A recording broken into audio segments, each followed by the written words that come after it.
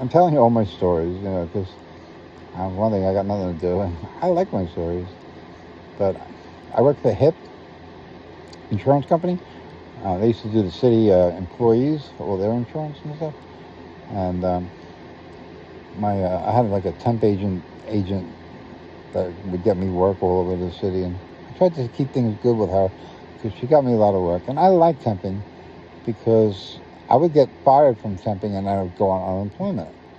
And then unemployment, is limited 20 some odd weeks, you get it, and then you're done. But when you go back to work, they turn it off.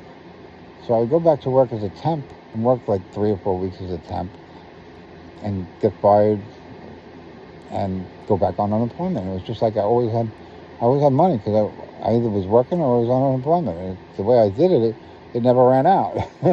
And because I worked in the city and lived on Long Island, I could quit a job, because you can't quit on unemployment because you lose your unemployment.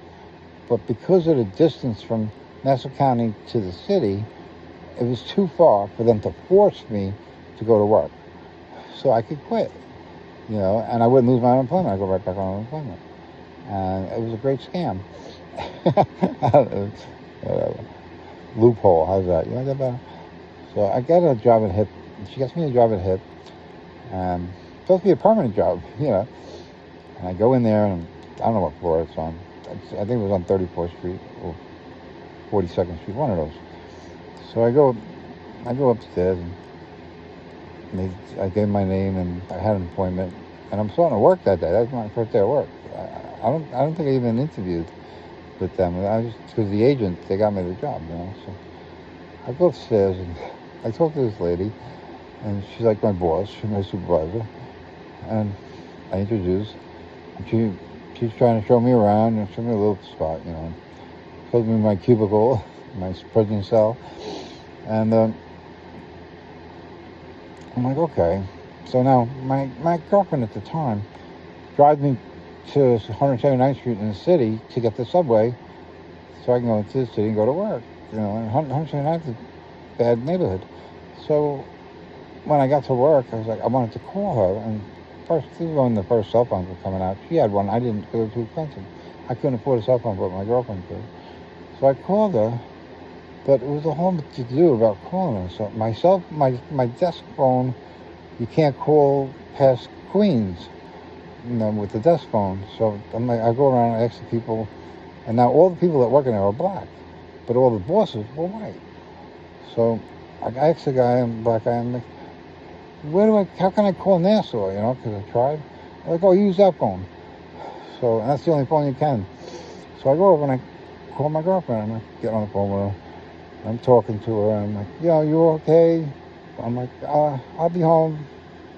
The job's okay so far. I don't know. I just got here, so.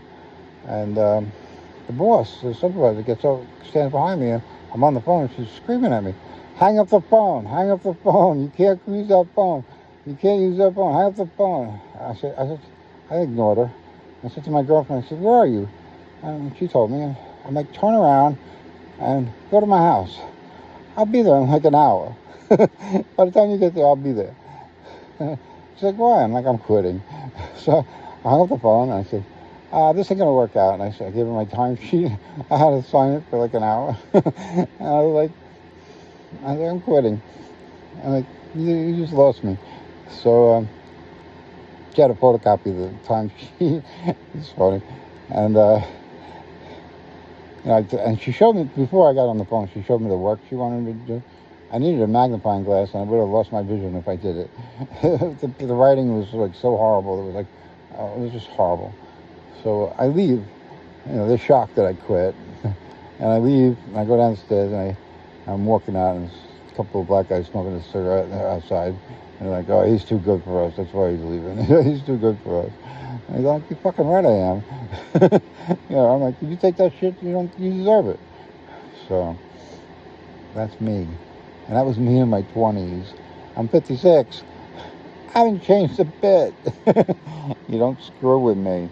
I will put Trump in a box if he screws with me. A shoe box. So, you don't mess with me. Do not mess with me. Putin's going to run for Siberia. So, Goodbye.